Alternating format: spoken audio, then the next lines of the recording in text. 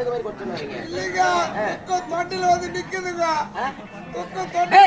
ஏன் தகச்சு கூட போனீங்க தனியா 2 பேரும் அழுது மாதிரி என்ன காரணம்? நான் சத்தியமா நான் ஒண்ணும் செய்யல அவன் தான். ஐயோ ஐயா நான் எதுவுமே செய்யறது இல்லைங்க. சரி நான் எதுவும் செய்யல. அப்படியேதான் ஐயா தப்பாத்துக்காதீங்க ஐயா. நானும் உன் தங்கச்சி கோயில சந்தோஷமா ஆடினும் பாடினும் போனோமா போனோமா அந்த சமயம் பாத்தியா எனக்கு ரொம்ப தண்ணி தாக்க தீசியா. நான் தண்ணி குடி போயிட்டேன். நீ நிறைய வந்தாங்க நான் எதுவும் பண்ணலைங்க. நான் எதுவும் பண்ணலைங்க. தோட்டமா கொண்டு காமிச்சிருந்தீங்க. மலை தோட்டலாம் காமிச்சு வர்ற நேரத்துல எனக்கு திடீர்னு உச்சா வந்துடுச்சுங்க.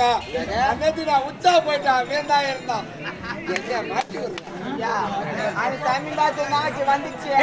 நீங்க 2 பேரும் இருக்கீங்க. என் தங்கச்சி ஆள் இல்ல வந்துச்சு. என் தங்கச்சி வரல. ஐயா வயசுக்கு வந்துச்சு.